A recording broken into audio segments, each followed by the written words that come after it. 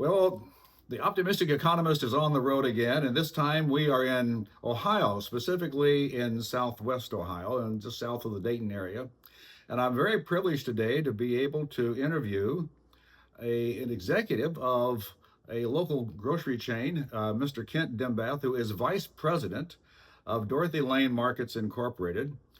Kent, good to see you. Good to see we've, you. We've had a wonderful family reunion. Yes, we have. And last night at the Dorothy Lane Market Culinary Center, Kent and his lovely wife Brenda hosted over 50 dim baths from 55 dim baths. 55 dim baths from Florida and Ohio and Germany, and a good time was had by all.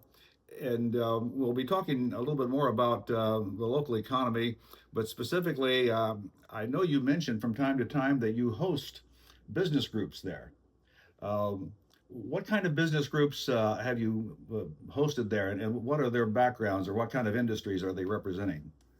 I think we've done everything from investment advisory folks, firms. We've done financial planners.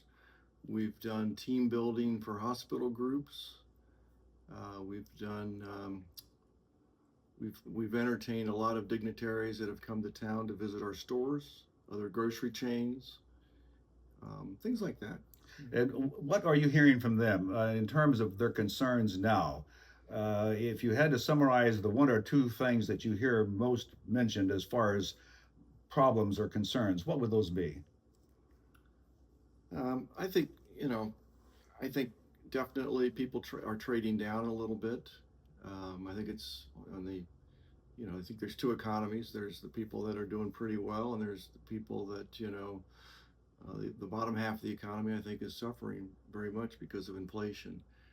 In our business, we serve a high quality product. We try to serve the best. So we've not, we've lost some unit sales over the last couple of years, but our sales volume dollars have actually gone up, partly due to inflation. And it seems like lately our consumers have kind of bounced back a little bit, and they're spending a little more freely, believe it or not. Well, I understand you're getting ready to open up another store. Yes, we are. Okay. Here, Go ahead. Tell me about the new store. Yeah, so we're going to open in Mason, Ohio, which is a northern suburb of Cincinnati. We and I hope the community are very excited about that down there. It's been 2 or 3 years in coming. It's going to have some special features in it, but it's also going to have just a lot of things that we currently do at DLM.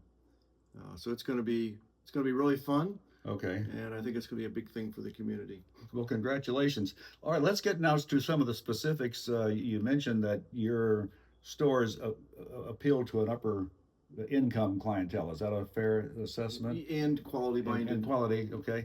Yes. Have you noticed quality and service in this group that you cater to? Have you noticed any changes in how they are spending money? The consumer dollar is 70% of our gross domestic product, and so grocery stores are where the action is. So what's happening specifically there?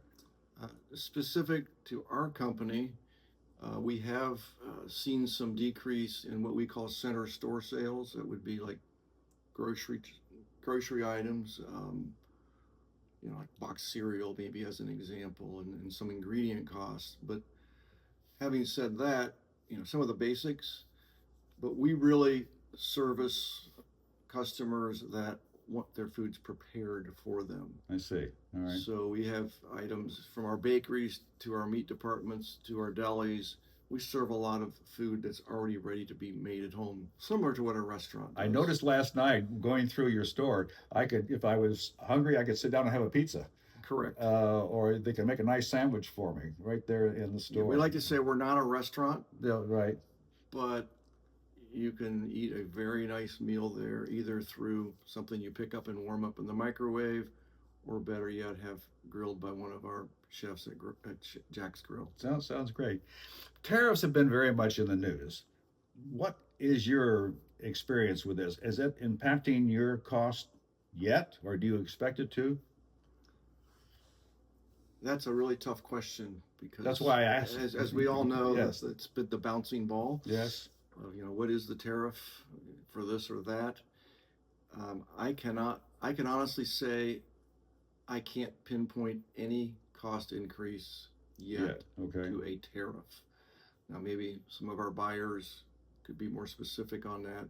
As an example, we buy our pork out of Canada, and I know there was a big fear that the prices were going to go way up, and I've not been told or aware that they really have that much yet. Interesting. I know the pork chops I buy in the store are still the same price they were Okay. a year ago. So Interesting. I'd have to talk to Drew Post, our meat Okay. director, to Find see out. if there has been yet. But Well, what about some things that are clearly imported, like coffee or chocolate or tea, bananas? I mean, these are clearly import items. Have you detected any problem there yet? yes, some of those have had the tariff applied to them, but I don't think it showed up in the price. And how would you explain that? I think people are eating the tariff. Okay. Either the importer, Margins are getting pinched? or I think maybe margins are getting Pinched. pinched. Okay. It really has not affected our operation. Your operation yet. Okay. We're still able to maintain our margin and not we haven't really raised a lot of prices. Speaking of prices, obviously the CPI has been very much in the news also. Um, and food prices have captured a lot of attention. For example, earlier this year there was a concern about eggs and so forth, and I see where those have come down. Is that your experience too? Yes. Some poultry items have come down. Yeah, and if I might throw in the egg thing real quick, I have a political persuasion, but I think it's very unfair to both sides to pick on eggs. eggs, egg price skyrocketing was caused by the bird flu. Okay. Period. And we slaughtered millions of chickens, millions and millions and millions, trying to get rid of the bird flu. So finally, the herd. And most people don't know this, but it takes 6 months to rebuild from the time a chicken lays an egg till the baby is 6 months old. You don't get any eggs. Any eggs? Wow. So to say, this politician or this politician caused the egg problem or fixed it. Yeah. It's kind of. I just laugh because my wife raises. What came first, the chicken or the egg? As you know, my wife raises eggs. Yes, she does. And when we buy we call them peeps. Okay. And you put them in the little pen, and it takes 6 months before you get your first egg. Interesting. So that was a good point. It's not the politician's fault. or credit. Or credit. Credit. Fair enough.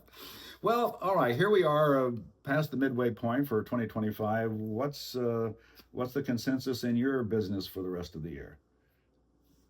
I'm very hopeful because we've seen, after the last couple of years of gradually decreasing unit volumes in several categories and departments, suddenly in the last 3, 4, 5 weeks, we've seen, maybe we've hit rock bottom. I don't know. Mm-hmm.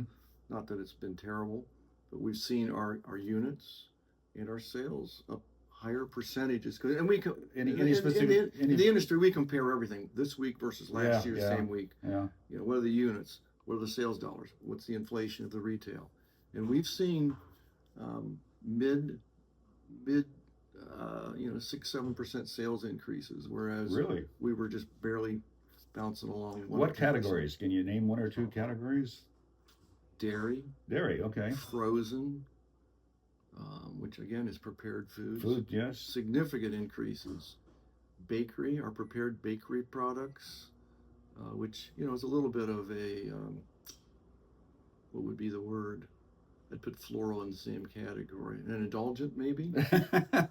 Something you don't have to have. But sorry, Scott Fox. It's not. It's our bakery director. It may not be a need; it's a want, right? And within the bakery, a category that's growing is our artisan bread, which is a high quality, made in-house product.